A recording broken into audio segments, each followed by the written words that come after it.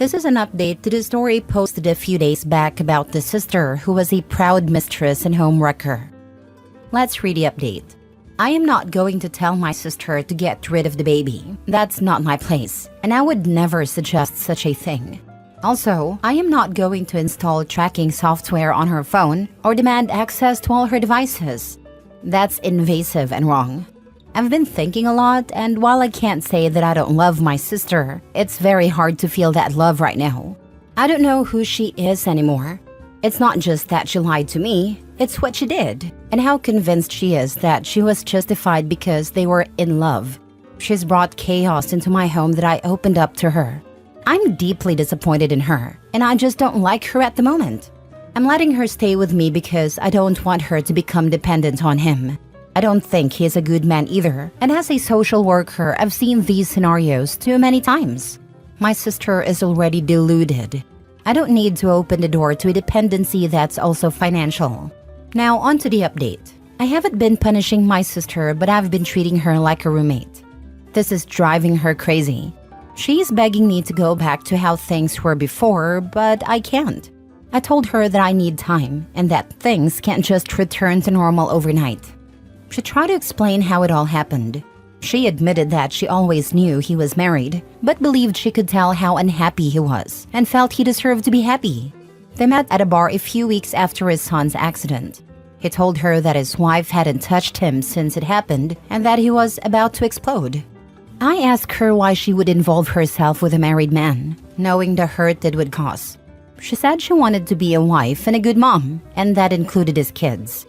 She had hoped he would divorce his wife so they could all move on and finally be happy together. I just stared at her, unable to comprehend how she could rationalize her actions. A few days later, he appeared at our house, claiming he had left his wife and wanted to be with my sister. I told him to leave immediately or I would call the police. My sister was furious with me, accusing me of ruining her chance at happiness. I made it clear to her, if it comes over again, I will evict her. She's free to date anyone she wants, but not under my roof. I also told her that if she plans to have him around after the baby is born, she'll need to find her own place. Word has gotten around our community about the affair. While we were grocery shopping, a woman even spat on my sister. Many of her friends have cut ties with her, calling her a home wrecker. Some are married themselves and don't want her near their husbands. I haven't said I told you so even once. We unexpectedly ran into his wife at a local cafe. My sister wanted to apologize and suggested that maybe they could all have a good relationship for the sake of the kids. The wife laughed coldly and said, "You made your choices. Now live with them. Don't expect me to make this easier for you." My sister is devastated and has been lying in bed ever since. I'm taking care of her physical needs, making sure she eats, stays hydrated, and attends her prenatal appointments, but I can't bring myself to comfort her emotionally. I just don't have it in me right now. Now for the top comments. Why wouldn't he just call or text her and tell her to meet him? Makes absolutely no sense. I honestly think his wife threw him out, and he was scoping out if he could stay with her. But that's just my theory. They met at a bar a few weeks after his son's accident. He told her that his wife hadn't touched him since it happened and that he was about to explode. Wow, what a catch. Any parent will know the trauma of having to go without sex after one of your kids has been seriously injured.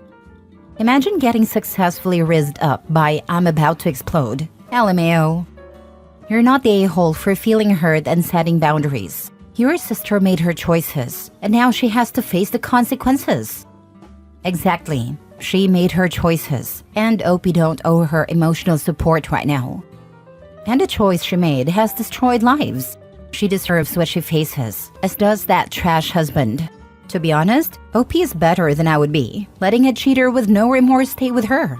But maybe it will help the sister stay away from that trash husband.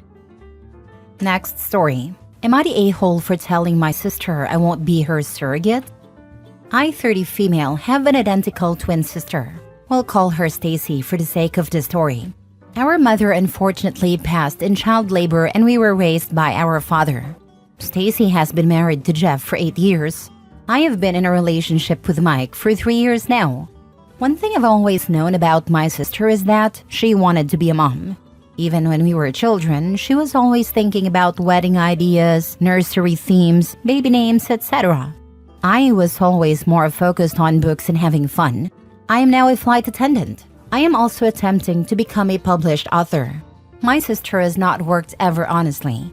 When we graduated high school, we went straight to college. She met his boyfriend in college and once she graduated, became a stay-at-home girlfriend until she became his wife. I have known for a while that my sister has been attempting to become pregnant, unsuccessfully. She has experienced a single miscarriage and has been unable to become pregnant again after thousands and thousands of dollars being spent on IVF, and pretty much anything they could do because she wanted to experience pregnancy. After 5 years of no success, they have started to discuss other options. My sister isn't interested in adoption and is very adamant in having a child that has both their DNA. Her words, not mine. About 3 weeks ago, she came to my house and we were hanging out as we usually do, just chatting and watching Modern Family. She told me she had a serious question and needed to ask me while she still had her nerves. It scared me, but she asked if I could be her surrogate. I was frozen for a second and asked what she meant.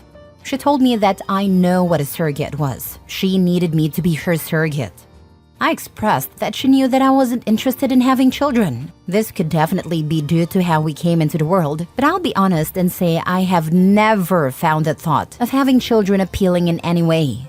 I told her that I would have zero issue with donating my eggs to her, however many she needed. She could have them all, but I could not carry her child. Upon hearing that, she became so angry.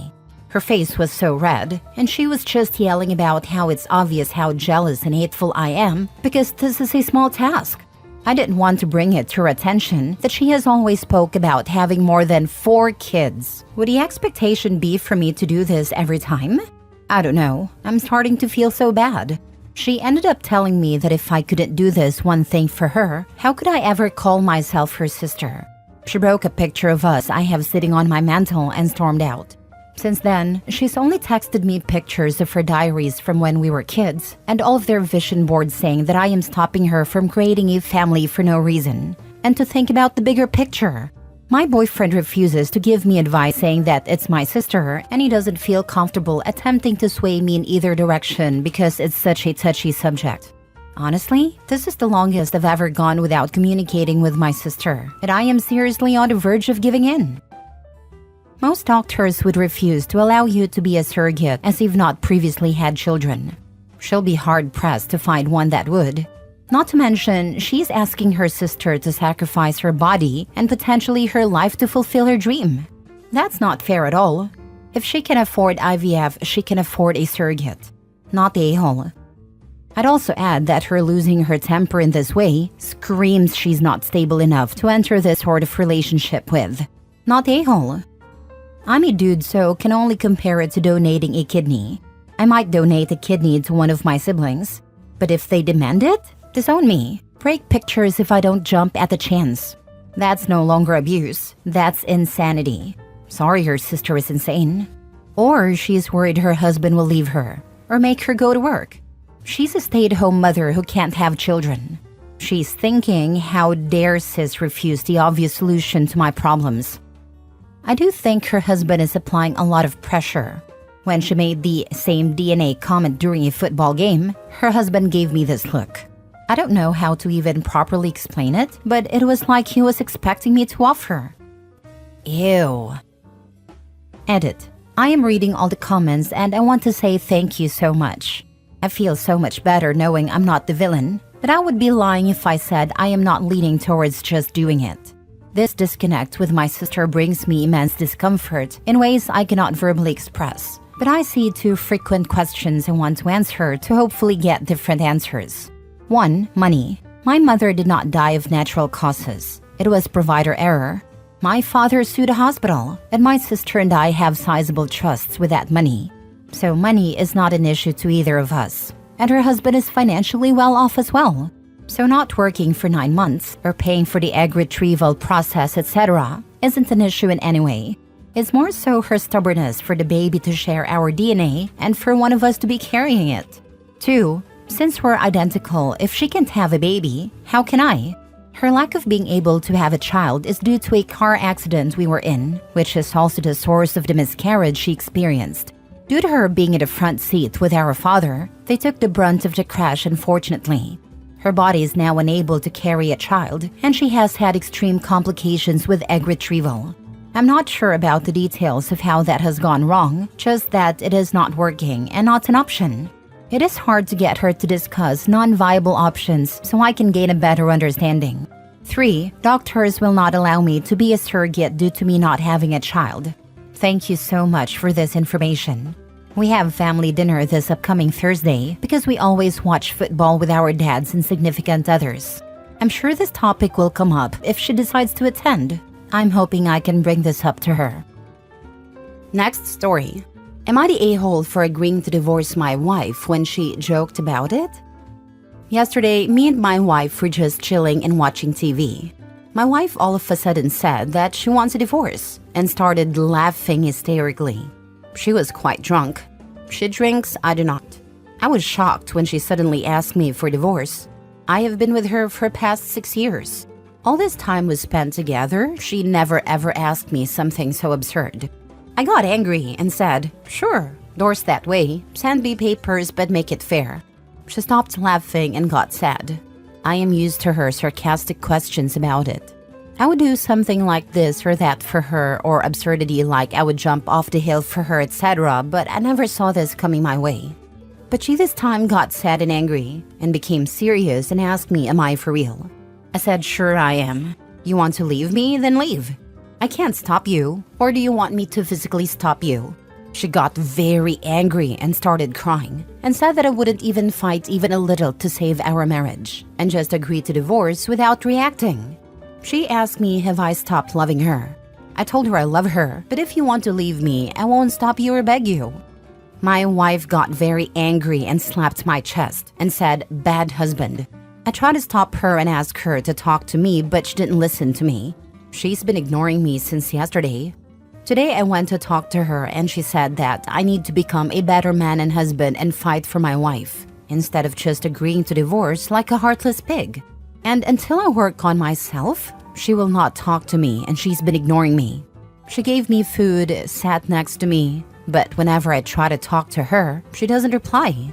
I was thinking of apologizing, but I also thought I don't need to apologize because I didn't do anything wrong. Am I the a-hole? Now for the comments. You need to be a better wife and not make a joke out of ending our marriage. Yes, she's the one who needs to work on herself. If you say stuff like that when you drink, maybe you don't need to drink. Not the a-hole. Your wife's joke crossed a line, and it's unfair for her to expect you to beg and plead for her to stay after a cruel and drunk comment.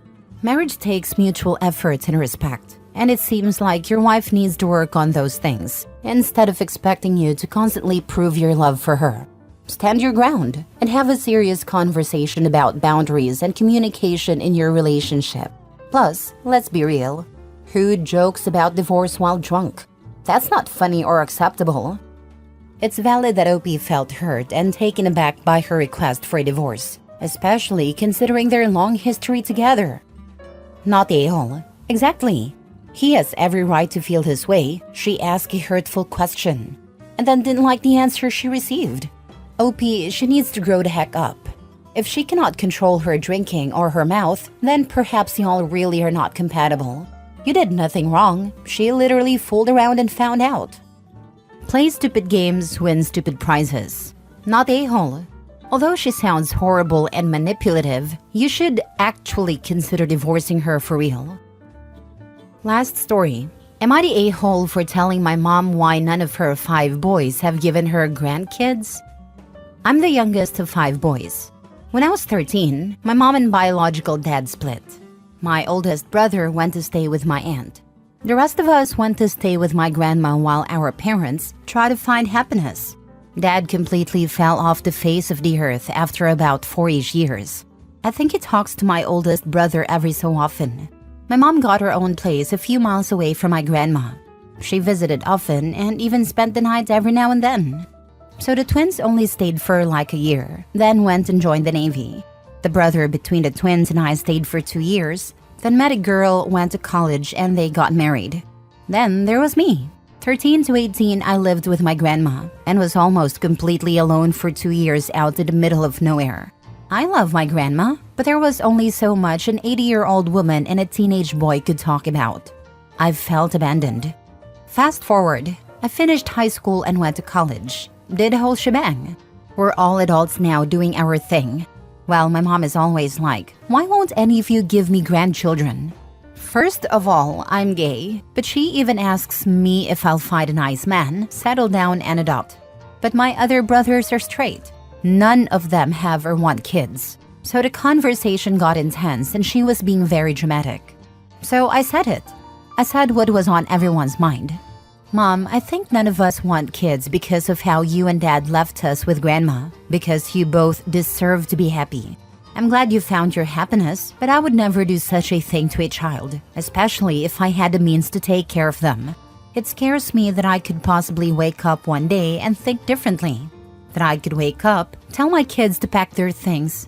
I'm taking you to Grandma's where you're going to live from now on, even though your father and I are perfectly capable of taking care of you. She cried. A lot.